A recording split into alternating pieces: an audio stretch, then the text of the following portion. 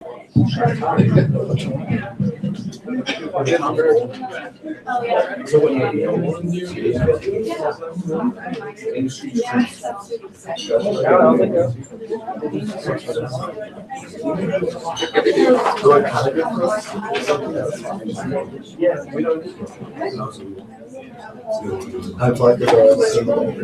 evening. Thank you all for being here. I first want to thank you guys for being here, but also to thank our sponsor for tonight, which is AU's Lambda Nu chapter of Alpha Kappa Psi. But most importantly, I'd like to thank our wonderful panelists from Goodwill of Greater Washington. My name is Wendy Bull, and I'm the Associate Dean for Programs and Learning here at Kogod, and it's a pleasure to help moderate this panel tonight. We're absolutely thrilled to be working on this case, and we're thrilled that you have all decided to participate in this case competition. So I am just quickly to go over the agenda. We have an hour for all of you to ask questions. I'm going to start first by having the panelists briefly introduce themselves. You all have their bios, so you know their positions and what they do for the company. But I do want to make sure they have a few seconds to introduce themselves to each of you. I'm going to ask that when you ask a question, you give your name, your team's division, also who are you directing your question towards on the panel. That will make things easier. And then, of course, you can ask your question. So we will take your questions until about 7 o'clock or a couple minutes after, since we're starting a couple minutes late. We also have Andrew and Jamie with us who are monitoring the live stream, and we'll ask questions from the online students and the non-AU teams that have joined us. Okay, are there any questions for me before we get started? Okay, so I'm going to start with introductions. We may have a couple panelists join us as we go along, but we didn't want to hold anything up. Okay, so Michael, could you start? Sure. Good evening, everyone. My name is Michael Frome. I am the Chief Operating Officer for Goodwill of Greater Washington. I have been with the organization for almost 15 years. As of January next year, it'll be 15 years.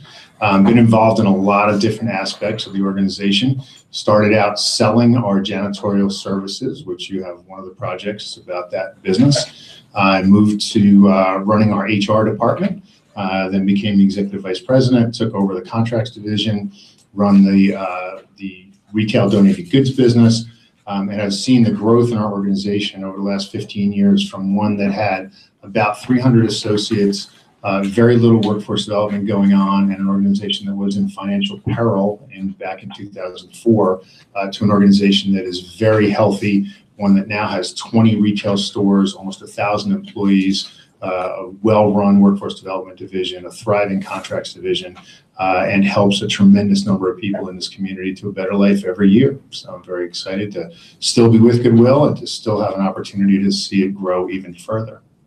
Thank you. Go after that. My name is Tanya Anderson Magette. I'm the Senior Director for Workforce Development at Goodwill of Greater Washington. This week, I'll be here 2 years. So I'm really excited about hitting that milestone. Prior to coming to Goodwill, I worked at the national office where I fell in love with the mission of what Goodwill did. And so wanted to work in my local Goodwill and support and serve my community. And so here I am. Enjoy my last 2 years, and our focus for the next few years is to really expand our programming. And one of our projects here is healthcare, which we're really excited to kind of hear your thoughts about and hear what questions you have for us. So looking forward to hearing that. Thank you. Good evening. I am Joel Pagliarello. I'm the Vice President of the Contracts Division at Goodwill of Greater Washington. I've actually been with the organization for just under a year. However, I've been involved in contracting and quality systems and operations management for the last 20 years or so. A lot of those centered around both the for-profit and not-for-profit and public and private sectors. So I'm quite familiar with the contract process, and I too have a passion for the mission, like Tanya said, and a passion for the fact that our contracts division employs 75% of all the direct labor hours come from persons with significant disabilities, which is I think, a pretty remarkable achievement because the contracts that we hold make no allowances in terms of deficiencies in quality for the for the workforce challenges that we sometimes face and opportunities, and yet we still do a bang up job day in and day out. So I'm pretty excited about this too, and I think we're looking to as you know from the project stuff you've probably read for this one, we're looking at ways that we can potentially expand this line of business, given kind of where we're structured, where we're at right now, and kind of help to solidify some plans for where we might go with this thing. So. Good evening. My name is Judy Adams, and I am the Vice President of Human Resources for Goodwill of Greater Washington. I have been with the organization now for 11 and a half years. I started as the Ability One recruiter in Joel's program, and I started as a recruiter and have actually I'm still doing a little bit of that now, and very happily doing that as well, I should say. I am very excited to be here. Looking forward to talking to you about our projects. We are in the process of taking a look from the inside out at our organization, at our culture, with how we are working with our staff. And we greatly appreciate and look forward to this opportunity of working with you. Good evening, everyone. My name is Yasmin Muikic, and I'm a Vice President of Retail Operations. I've been with the company about 7 years now, and prior to coming to Washington, D.C. Goodwill, I worked for Goodwill in California, and before California, Goodwill, I worked in Atlanta, Georgia. For Goodwill, prior to coming to Goodwill 7 years ago, I was actually in Europe. That's where I'm originally from. I was Vice President of Retail Operations as well. Thank you. Wonderful. And one addition to our panel, if you wouldn't mind just briefly introducing yourself. Okay, I'm Katherine Malloy, President and CEO of Goodwill, and I am modeling what you should not do, which is be late for a meeting. So I am so sorry, but I'm sure I'm going to just mirror everything that everyone here has said, is that when we got this opportunity, I will tell you, I sat and Michael and I spoke, and we thought, what an incredible opportunity to have great minds and a new look and a new perspective to kind of look at our Goodwill. And so I want you all to know that you all can be probably some of the change agents of what will be the future of our Goodwill. And we are just incredibly looking forward to working with you and to actually having you to be a part of our organization. It's a great organization. These people are smarter than smart, but I also see a group out there who we will be able to learn from, which is the greatest part of this whole project. So thank you. Thank you. We are equally as thrilled. Thanks. So I will start with questions. Does anyone want to be first? Sure, please. First of all, thank you all for spending the time to come here tonight. My name's Hugh. I'm a sophomore, and these two are my teammates, and we're in the freshman and sophomore division. My first question is probably directly to Ms. Anderson, and I would like to ask, why are you guys choosing to go into healthcare at this point in time? Sure. So research that came out last year indicated that the healthcare field was going to grow over 20% in our area. We're also building a lot of new facilities also in our region. And so we wanted to be able to meet that need. Not only was it growing, but the types of jobs that were growing were entry-level jobs.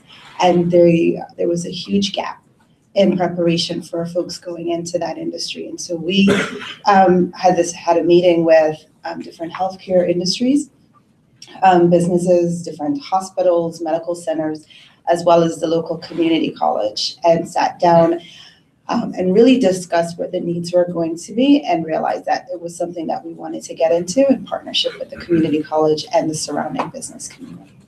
I see. So since it's a relatively new market for you guys, so are you guys looking towards into developing your contracts division by creating partnerships with some sort of other entities, or will be hiring somebody with an expertise and then developing your associate or workforce development divisions? Okay, so what we have done thus far, we've partnered with the local community college, and from that, we've been able to secure folks from the industry. So we have an actual practitioner who is teaching the class that we're currently doing. That was highly recommended again by the folks that came from the healthcare industry. They told us the skill sets that we were going to need. They also told us the types of skill sets we would need to hire for individuals who are going to teach the class. We landed thus far on 2 certifications. We want to make sure there are the right certifications, and that's where you're going to kind of come in and help us, making sure that there's going to be growth in these particular pathways that we've selected thus far. We've identified the Certified Medical Administrative Assistant coupled with electronic health records as our entryway into the healthcare field. Thank you. Next question. And just 1 second, we're gonna use the mic for questions from the audience.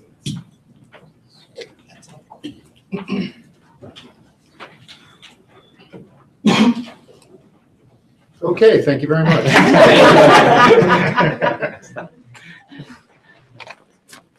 We're standing between them. Yes, and please. So we're gonna, we have some online questions too, so. Thank you. Again, I too also want to echo, thank you for the opportunity to ask you questions. I know you guys are all busy, and thank you for joining us this evening. My name is Myra Medrano. I am part of the MBA program here at Kogod. And my question relates to your business strategy for growth. And have you reached out to other Goodwill entities throughout the country and around the world to see if they've shared some similar pains and some similar challenges? Is that in any specific area you want to address that, or just growth in general? Well, I think general. I know there was, in looking at your SWOT analysis, I think there was some commonalities as far as bricks and mortar and perhaps doing an e-commerce. Is that something that other Goodwill centers are doing? Is that something that they've been considering, e-commerce, and why should the Greater Washington also go that route? Okay, so I'll take that real quick. But there are 161 different Goodwills across the country, and a couple of those are international as well. We are all separate 501c3s. And my boss is the local board here. So basically, Goodwill pays a franchise fee, I will say, for the use of Goodwill, the Goodwill brand. What all of our Goodwills have in common is workforce development. That's the one thing we all have in common. But we base that workforce initiatives on the market. So what is going on within Goodwill of Greater Washington is totally different than what's going on with Goodwill in Detroit. But I think more important, so that's just kind of a backdrop so that you all understand the makeup of Goodwill. But to answer your question, there are probably 4 or 5 meetings a year which happen where all Goodwills, there's a Goodwill CEO meeting that all Goodwill CEOs join together. There is a Goodwill leadership meetings that happen in each of the divisions, like the retail leaders get together, the HR leaders get together, as well as, I'll just say, we have what's called the Magic Group, and the Magic is the Mid-Atlantic Goodwill Group. Why I say that is because at these meetings, Goodwills do go ahead and exchange best practices among themselves. The other thing is that Goodwills have what is called, this is getting way too in the weeds, but to kind of give you a little bit of an understanding, we report monthly how many people we serve in workforce development, what is our retail sales, what is our e-commerce sales, what is our contract sites, what are they doing? How many people are employed that have disabilities? How many are people with disadvantages? That's done on a monthly basis. So what we do is you go ahead and you look and say, that Goodwill in Indianapolis has an incredible e-commerce division. And they're doing, let's say, $12 million. I think it's about that. It's about 12 million. So we beeline to that Goodwill to say, what are you doing? How are you doing it? What is the makeup of your particular e-commerce? And the one thing that Goodwills are exceptionally good at is you ask another Goodwill anything from, tell me what your pain points are, tell me what the bottom line is, tell me how many people you employed, tell me what you did wrong, anything. And it's kind of a code of collegiality among all Goodwills that we open our books to each other. So to answer your question, yes, we do go out to other Goodwills, but I'll also say this, and this is where you all can come and help us, is that sometimes they're a Goodwill, they're facing exactly what we're facing, but you know what? New, fresh pair of eyes, a new understanding. You all are obviously going and having business courses in business school. So you're not with Goodwill, and that's a good point. But yes, we look long, hard, and deep within our own organizations to see what others are doing, what best practices are. We also can tell you the Goodwills that aren't doing well, and we can understand from them what we shouldn't do. Thank you. So we have a question from Harrison, who's in our online MBA program. It's a mix between workforce development and human resources. So how do you determine the key performance indicators for how many employees you will need for brick and mortar stores? And do you add error for turnover? Well.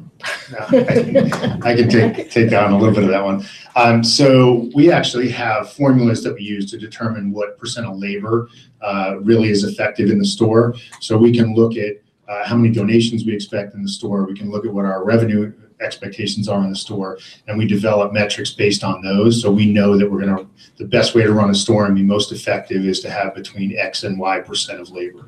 And we take that percent of labor, we then break that down to the number of hours, and that gives us the number of people that we're able to employ in each store. What was the second part of that question? Turnover. You want to address that? Sure.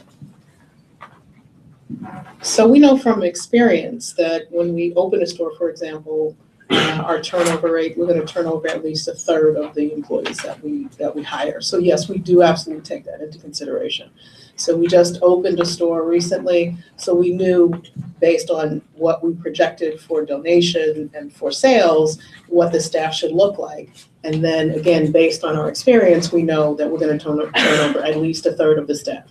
So we will overhire just a bit to meet those needs as they come up.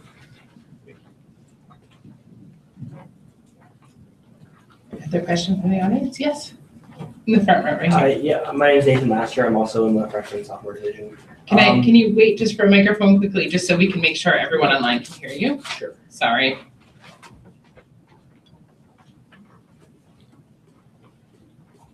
Thank you.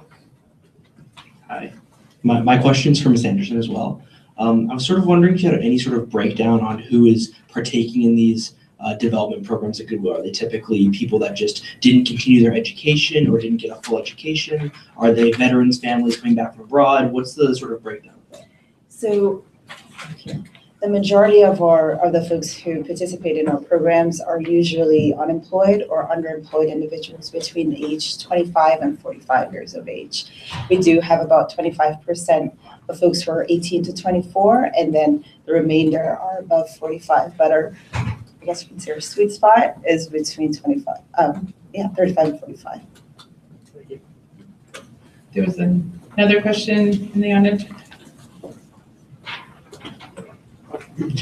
Hi, my name is Devin. I'm also in the MBA program. Here, my question is for Mr. Pagliarello and Ms. Adams. Just kind of the reasons for starting to move outside of the Ability One program. I know in the cases say that adding projects to this program are becoming difficulty because of the infrequent addition of jobs from government bureaucracy. So I was wondering if there was any other reasons for trying to move away from that.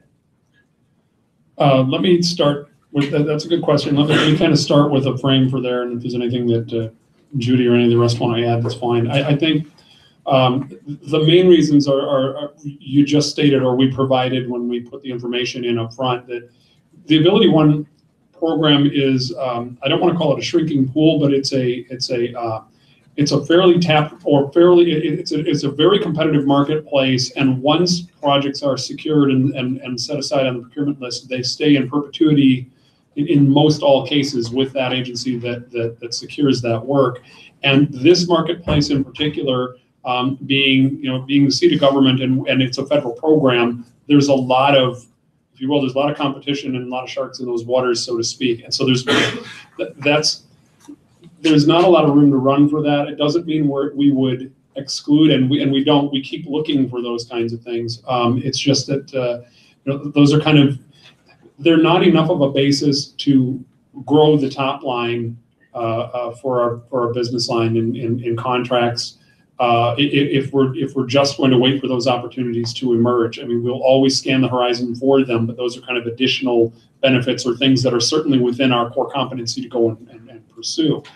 So what we're really looking at doing is the contracts division is successful. It's profitable, if you will. I mean, we're not for profit, but we need to make money, right? So what we're looking really to do is find lines of business and areas maybe that are connected to what we already are, our core competencies, or maybe tangential to that we could kind of crack the code a little bit in the commercial market space a little bit and expand our footprint and therefore increase top line and the trickle down effect to the bottom. That's kind of my. Does that help? Did I get you where you were trying to go with it? Yes. Nate Maurer, full-time MBA student, first year. Question related to what you were just talking about, growing the top line. How much are you looking to grow with each contract and program as well? Right. We don't have exact. I mean, well, there are some loose criteria that we look at contract by contract, but I think really it's one of those deals where it's kind of a mix between what doors the potential opportunity might open for us. We don't want to take anything that you might traditionally call a loss leader, so to speak. However, we're looking at things that are already within either the competency that we have or a short walk from here to there. And there's not an exact number. We always try to keep the margin somewhere in the neighborhood of 20%. And that really is, depending on some of the lines of business, like commercial custodial is a good example. That's a small margin, high volume kind of business is kind of the way that usually works. So that's a bit of a challenge. So we're kind of trying to look at things like niche markets. For example, we do the Brazilian Naval Commission, which is up in this area here in DC. That's an embassy or international type opportunities like that, where it has not only the fact that we're providing the employment, but also the mission and the Goodwill name associated with it as well, as kind of a way to branch out. But we have to be selective about how we go. We don't want to just scattershot towards anything that might have a few dollars off of it, in front of it. It's a matter of applying our resources in a smart and structured fashion. Hence the business planning that we're kind of looking for the help from the team on to kind of help us frame our thinking a little bit. Can I add to that real quick? Certainly. So the minimum criteria that we've set is $250,000 revenue and 5 FTEs. Thank you, appreciate it. And I have another question. I'm not going to repeat my name. So do you place a priority on credentialing of individuals that go through, or credentials that individuals get when they go through a program? That's workforce development. So all of our programs that we offer through workforce development, they offer at least one credential, maximum of 6, depending on the program that we're discussing. How are they issued? Is it through?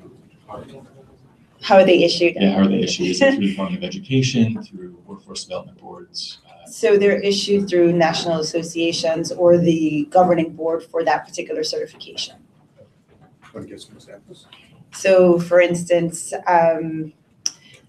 so through the state of Maryland and the national boards, the Maryland boards, we're able to do our certified medical office assistant training and our certified electronic health records. Those will all be certified through the state of Maryland.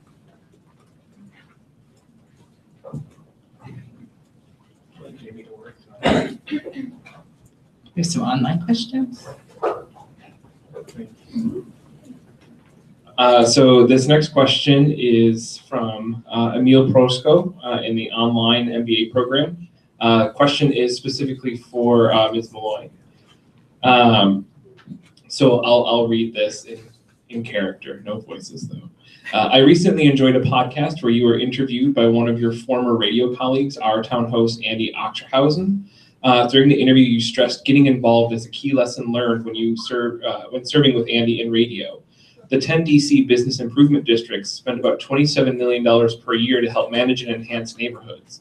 I'm curious if you partner with the DC business improvement districts when researching new innovative ways to invest in the local community, or even when seeking employment for the folks you educate and train. Oh, you gotta watch when you're on a podcast, don't you? No, he is talking, or the person is asking about our involvement with the DC Business Development Group, which, if I understand that correctly.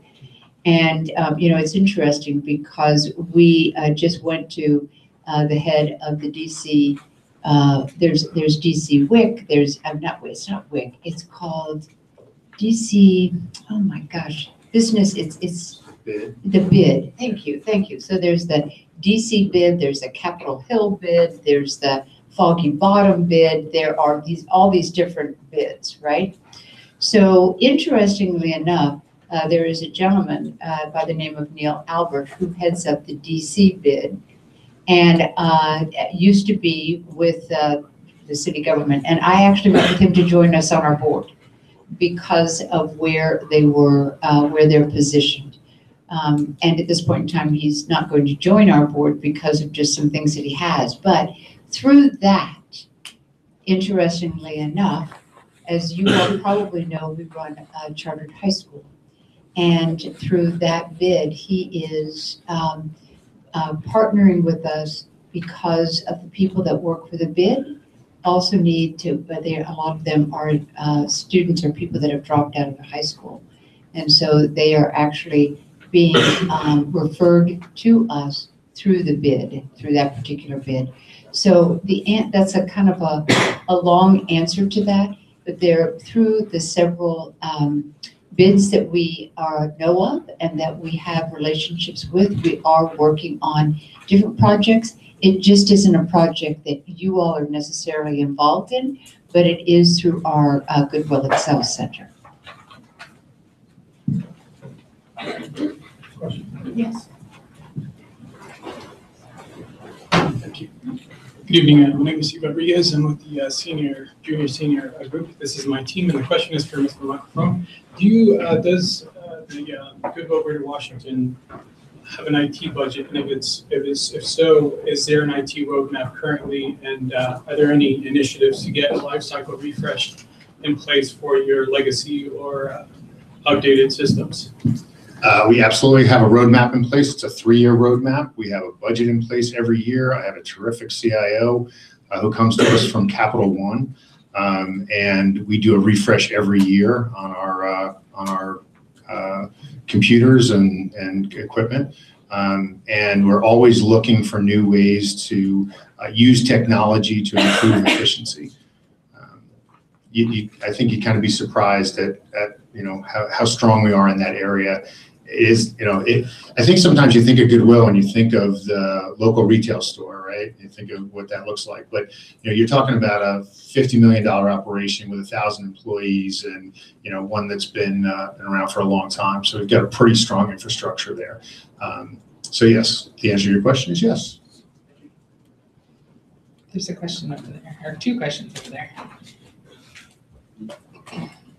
I think also, can I just say this? I'll just add, if that sort of thing, if you need that for your information, for your paper, we can certainly pass it, because it's really literally, it's on a 1-sheeter, and our CIO has mapped it out, and there are no secrets. So you are more than welcome to have that kind of information to go ahead and inform what you all are doing.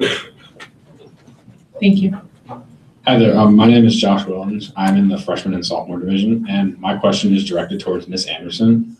You mentioned earlier that you hired a community college partner to help with the recruiting training for the healthcare program. I was just wondering, what was your lens and what were your thoughts in hiring that specific community college, and why you picked that one over others in the greater DC area? Should I answer that for you? Okay, a couple of reasons. So 2 things. A part of our strategic plan was to move into Prince George's County and to serve the community there. So we found that the unemployment rate was steadily rising and there were a lot of underemployed individuals. So it made sense for us when we looked at the data that was there, that we not only moved into the area, but also sought expertise in that area. My CEO is laughing because I also used to work for a community college. The partnership is important because they are the subject matter experts. They do teach this area and certify many of the folks that are within Prince George's County. The goal was to serve primarily residents because we wanted, again, to have a footprint in that community as well. One more follow-up question. Would you be thinking of hiring any other colleges, or are you primarily focusing on the ones you already have? Oh, absolutely. We would like to expand this into DC as well and look at the University of the District of Columbia Community College as to partner with that. As our CEO mentioned earlier, we do have an adult charter school, and as part of their graduation requirements, they will have to also not only have their academic portion completed where they have their high school diploma, but they'll also be able to do a career advancement and career certification program. So they partner with the workforce development team to do that. And one of the things that we're exploring, which is why this is so important as well, is to have healthcare be one of the offerings for this program as well. And so it would make sense because it's primarily district residents to partner with the local community college. Thank you very much. Absolutely. Right next to you. I'm Brandon. I'm also in the freshman sophomore division. And I was wondering what kind of programs or policies that Goodwill has in relation to federal, state, and local governments, like with Department of Labor or Commerce. Okay, so we are actually in the process of we've actually applied for the Workforce Innovation Opportunity Act, which is the federal government's WIOA Act, and that is administered through the local workforce systems. We've applied in Prince George's County, in Maryland to serve Prince George's County. We also, we work with the District of Columbia, Department of Employment Services as well, where we get referrals from individuals who are receiving that funding as well. And then a follow-up question was, is there any more involvement that you guys are hoping to do with them? Well, we are part of the work, we attend and are very active on the boards, both in DC, in Prince George's County, and also in Northern Virginia on these boards as well. We also apply when grants are available for those grants that they have in both these local areas as well.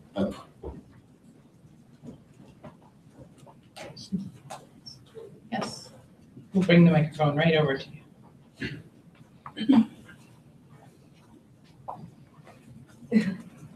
Thank you. So this can go to anyone who has an answer to this. But my name is Amina Abdallah. I'm in the junior senior division. And I was looking at the comparative data on associate retention. And DC, this area has is much lower than the other regions listed on the Excel spreadsheet. And for the retirement plan enrollment, so DC has a 16.15% enrollment into the retirement plan, whereas most other regions have about 50%. So I was wondering what some of the factors might be for such a low enrollment into the retirement plan. It's a great question.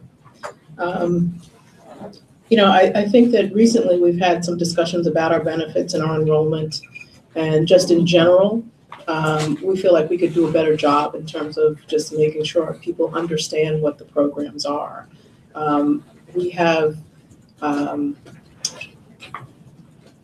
quite a bit of our enrollment in the programs in DC. We have one store location, so the majority of our staff is actually in Virginia. So that certainly has a part in those statistics that you're looking at. I don't know if I have a really good answer for you. I don't know if anyone else would like to try and hit on that, but the statistics are just that we have a little less staff, and I think we need to do a much better job at advertising our benefits. Katherine, did you want to address that? Did you want to address that?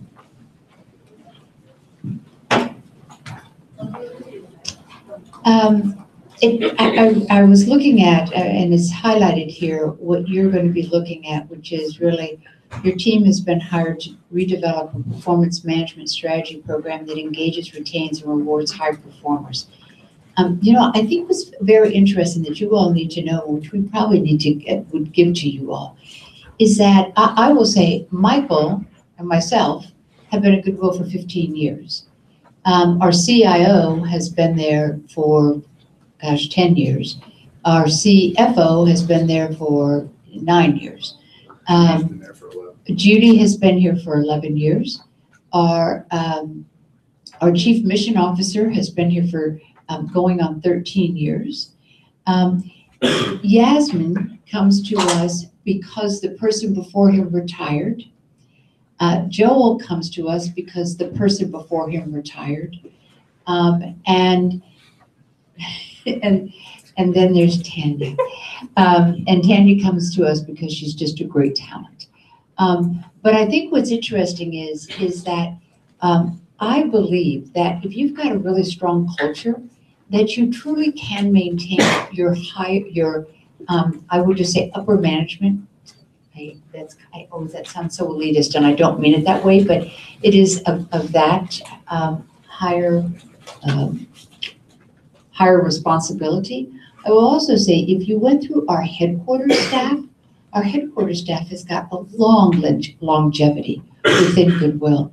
The real question is how do you go ahead and continue to improve middle management and keep them engaged and on board, as well as, I would just say, below that mid-management. We do have we have good benefits, tuition assistance benefits. We have, I think, a good insurance program. When you talk to our retail managers, and they come to us from Target, and they come to us from Walmart, and they come to us from Dress Barn, etc., what they say is two things. First of all, the mission, and the mission does attract people to work for us. But the second thing is that I will say that the work is not intensively hard as it is in other organizations, because it's based on bottom line solely, versus we are basing everything is on people. People are our bottom line. And that retention rate and that retention and attracting people and then keeping them really has a lot of cachet that other companies that you talk about do not have. Is that help? No, I'm sorry. I thought I heard retirement. You're talking about the benefits plan, right? Yeah. Retirement. Oh, I'm so sorry. So you're looking at a comparison of the different regions in our Goodwill, Yeah, and how so- percentage of people who go into the 403B plan. Yeah, so, Okay. that number is really solely because we have fewer employees in DC than we do in Virginia. Okay. Forget everything I just said. No, that's really good information. That was really explains helpful. a lot about that. But it's from the spreadsheet is the comparative data on associate retention, but within that spreadsheet, there's a section on retirement plan enrollment percentage. And then on another document, it says, or no, actually it might be the same one, but it says that there are 935 eligible participants, but only 151 people actually participate. Right, so if you why think might about that be? If you think about it, people like us and people like middle managers, we have good participation there. But when you're making $11.50 an hour, it's really hard to put aside even 10% of your salary to go into a retirement plan. People are living paycheck to paycheck, a lot of those people, so it's hard for them to put money away for that. And then also, isn't our contracts division, they actually have there's money that goes into a retirement program. Yes, and that's not included in. And then I had another follow-up. What exactly does the retirement plan entail for employees at different levels or this? It's the same for everybody at every Okay. level. We match up to 4% of someone's annual salary. You can certainly put away a lot more than that, but we'll match up to 4%. And that's from the CEO down to donation attendant. Did that kind of answer? Yeah, that helps. I'm so sorry, waxed off. Yep, right in front here. Hi, I'm Lauren. I'm in the graduate division. To follow up on the statement that you just said. Oh, good. It wasn't wasted breath. Thank you. Not at all. Not at all. Does the Goodwill of Greater Washington hire for internal positions from the pool of candidate that it trains in its credential programs? That it trains in our workforce development programs? Yes, your workforce development. Yes, we do. They are, as a matter of fact, I would say that some of our long-term best employees have come through our training program. And it is something that we try to specify in, but yes, I will say the answer is yes to that. So just to let you know, as a matter of course, part of the workforce development program, at the end of every class, they'll have a career fair. So we have presence at every career fair to try and assist in employment, but also our recruiters will help with feedback for those interviews and for those practice interviews. So we do cross each other in that way. No, that's perfect. I actually had a follow-up question about career assistance after completing these programs. Have you ever worked with or partnered with perhaps like an online forum such as Indeed to help placement for employees? For the students that graduate from the programs. So there are many online platforms that we do use. We find though that we start with our local employers because that's the front line. We want individuals to get that exposure and that experience speaking with the employers. Also, we help them with their applications online. We do use Indeed as well as our workforce development division. So it's a very robust, it's a very robust part of the program is to get those people placed. So they go through mock interviews, they get their resumes done, we have partners in all these different fields that we're able to connect with to place people in those fields. So it doesn't end once you go through the program. We don't feel like it's been a success until you actually have a job. Thank you. We're gonna go online first, and then I see your hand here. Yep. So this question is from Harrison in the online program. He references that one of the SWOT points in the weaknesses section is cost outpacing revenue. Can you elaborate on current ways that Goodwill of Greater Washington is trying to curb that? Probably your biggest cost is personnel cost, and I will give you just one small example. When the wages moved from $8.50 to was basically $11.50, that in 1 year cost our Goodwill $800,000 for the same employees. And as you know, the wages continue to go ahead and increase. You all, that is not a bad thing. That is a very good thing, and it's something that has to happen. But what it does do is it does impact if you have $850,000, that affects your bottom line. And if you haven't grown your business, which you don't when that comes and it hits you, and you haven't grown the number of people that you have, that does it makes you go ahead and have to make other choices in order to make sure that you can still maintain what you are doing. So I would say that the biggest cost factor is your associates and the cost that the minimum wage increase has impacted us. But then what happens is that it's not only just minimum wage, then everyone else's wages have been increasing as well. And in a very, very tight market as we are right now, it is, I will say, it's more of a buyer's market than a seller's market, which determines even professional wages. And so that's the largest cost. I could add one thing to that. I mean, one of the things we've really tried to do is to be more efficient. So we've worked with all of our retail stores to redo the back rooms in a Kaizen process to make sure that we're touching things the fewest times as possible. So we're trying to get as much productivity out of each of our stores and out of each of our contract sites as we possibly can by being as efficient as we can in our processes. Another online question from Emil in the online MBA program again. Ms. Malloy, you and your staff mentioned many of the Goodwill of Greater Washington employees actually live outside the city in Virginia. Have you considered developing remote or online jobs for these employees to reduce transportation costs for them, or creating an online platform to expand student attendance at Goodwill of Excellence Charters, a center for whom you also provide free transportation and childcare? First of all, Goodwill has 20 retail stores, and those are all over this greater region. So first of all, we are serving quite a few people. Well, and I would say we average about 25 people per store. So we are actually in the neighborhoods in Virginia, Maryland, and the District of Columbia. Have we done online?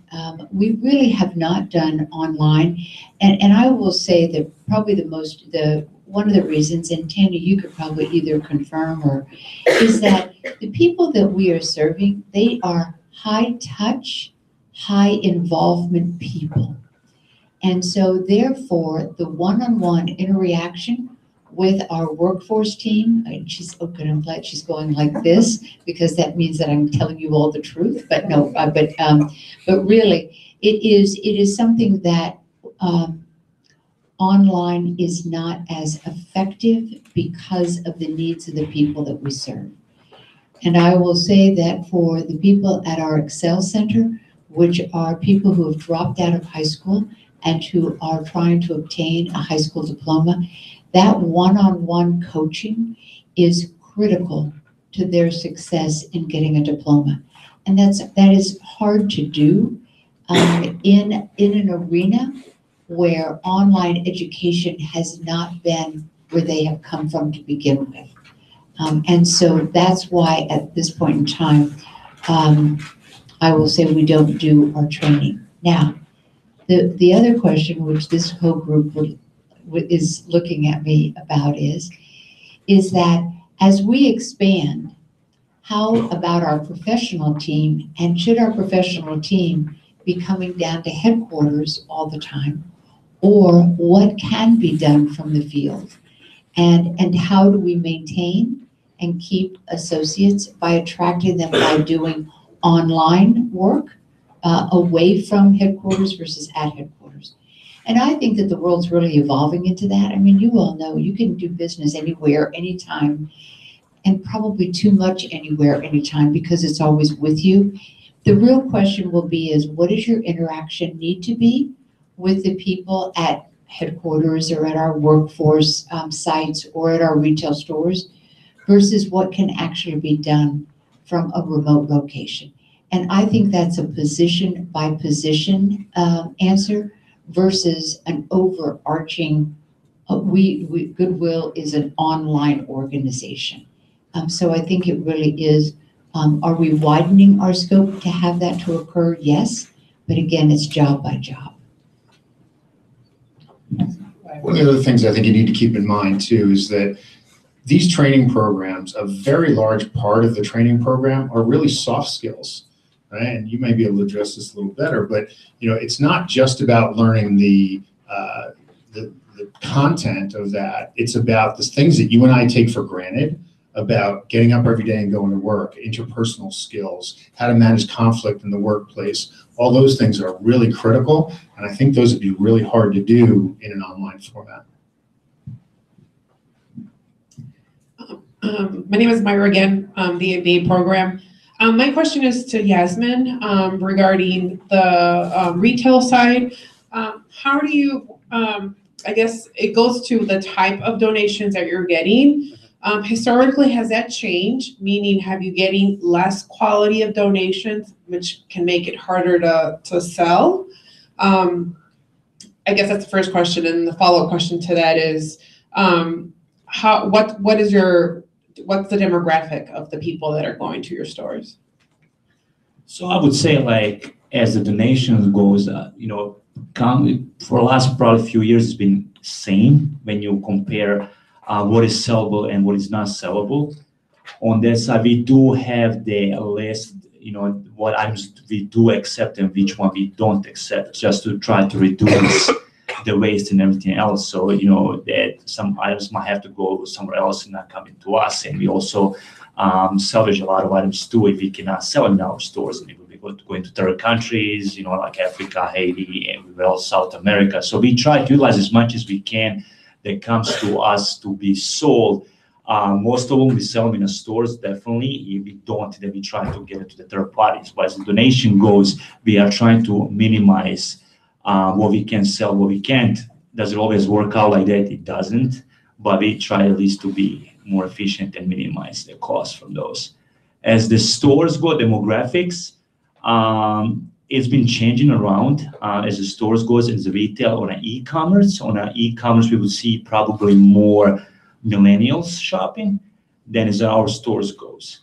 So we're now trying to kind of twist that around and have the millennials as well come in a Goodwill and don't lose that touch, because Goodwill has been around at least 100 years and we build that reputation. But how do we attract millennials to come to us and maybe not to stores like Forever 21 or Marshalls or something like that? What do we offer? Because if you come to our stores, if you never shop, you probably can find the same stuff they have brand new and maybe even better. So how do we get a concept from millennials? Okay, when you think about Goodwill, there is not just one retail store where it's just this is a donation base. This is where I just donate my stuff. No, we have the brand new stuff like you can get it for a cheaper price than you would go to Marshalls, maybe spend $20 when you can buy in our store for $6. So that's our challenge now. On e-commerce side, it's more millennials, but on a store side, we don't see as many millennials as we would like to see. Who are you seeing though in the stores? But it's more, I'm not going to say elderly people, but between the ages, let's say 35, 40 and up. Of course, we do have the younger population as well, but not that as we would like to have as we have on an e-commerce side. Thank you. So, yep. So I see your hand and then in front of him. We only have a few more minutes, so. Nate Maurer again. As far as training your clients with the correct social emotional skills, how many counselors do you have per client? What ratio is there, if there is a ratio? And then I have another question, but I'll ask that after.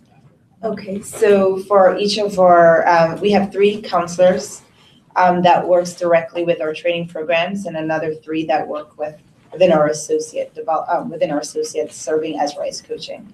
So our average class size is about, I'll say about 22 students. So I would say it's a ratio of 22 to 1. If with the assistance of the lead coach who's there, she takes a portion of the caseload that the other staff person is working, the other counselor is working with. So they are counselors? Yes, we do. Okay. We have follows them along the way, because we do realize that there are barriers that they will have, and we want to ensure that we help to remove as many of those so they can be successful in the program. Thank you. The other question deals with program evaluation, and I'm wondering, how do you evaluate a success, or what are the metrics behind evaluating a successful program, as so far as the point of hire, or if the candidate has been hired and been placed in the job for 6 months? How do you How do you do that? All right, so we have different metrics that we look at. Success for us, retention is important. So we do look at our access, how many people we're able to touch to actually bring in. We look at the number of folks that enroll in our programs and actually complete the programs, the credentials that they earn. We look at placement at the end of the program, and then we also look at retention, so how long they stayed in that particular job.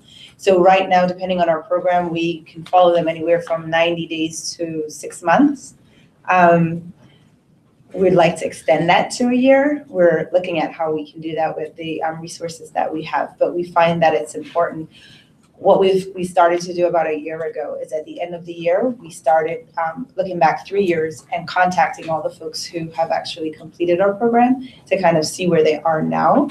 And it was really rewarding to see the number of folks who say that because of the programs that they took at Goodwill and that first job, where it has led them and how it has impacted their families. Do you have an evaluation team that is dedicated to doing that? So we have a data management team plus myself and our chief mission officer. We evaluate the programs at the end of the day. Yes. The back row.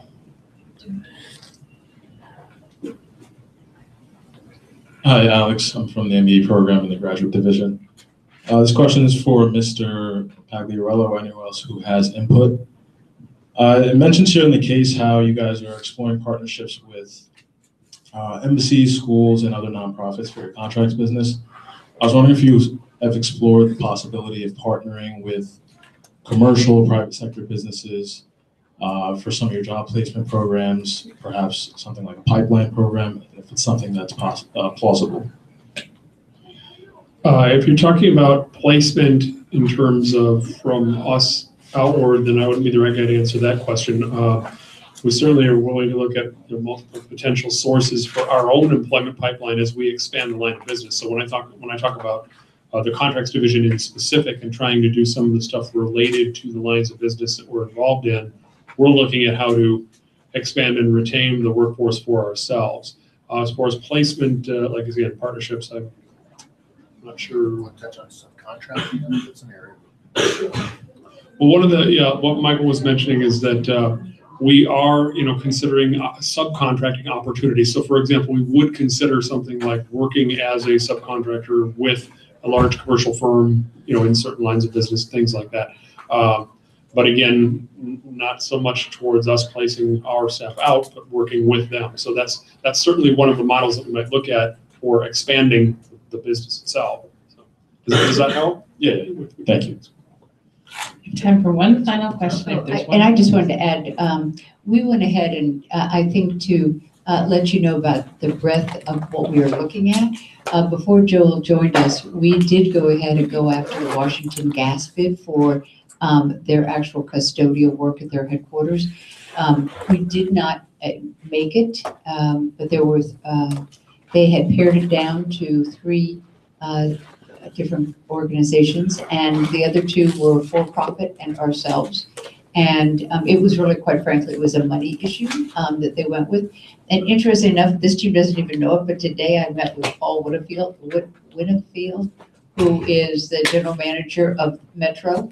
And one of the things that we actually talked about was he used to run BWI and had worked with some nonprofits as far as custodial cleaning at BWI, and is interested in talking to us about having a cleaning crew at the metro stations and having it to be potentially Goodwill. So I think our eyes are always open to potentials of working with for-profit organizations, especially in our custodial arena. Thank you. So ahead of the Grace Hunter. Hi, I'm Natalie. I'm part of the graduate division. And this question can go to either Joel or Tanya. So this is regards to the Ability One program.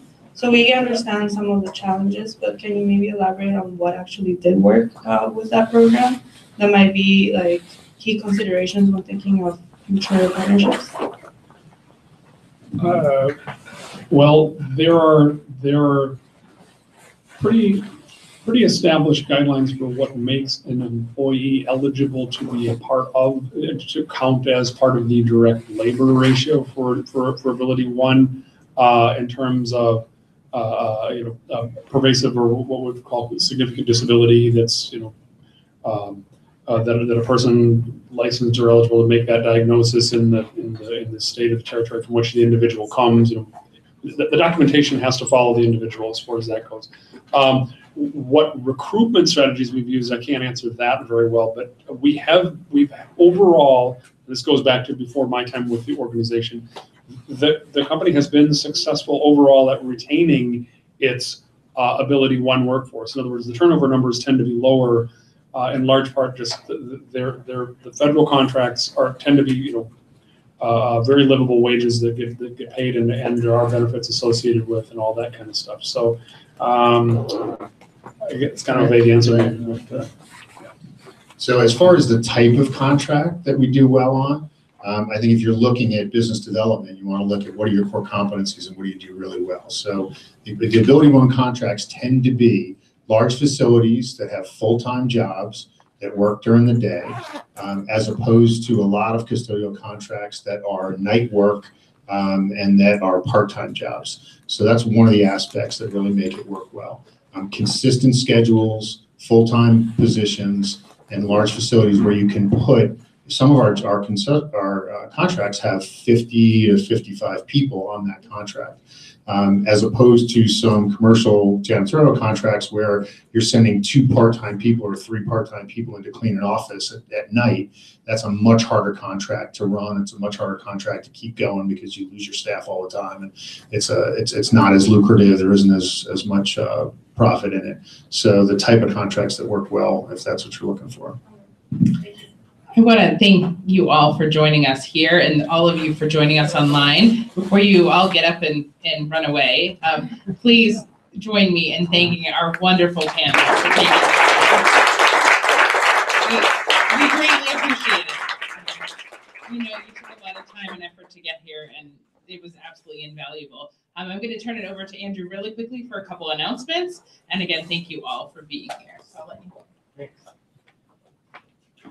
Hi, everybody. Andrew Tozlowski, for those of you who I haven't met yet, the one who emails you dozens of times.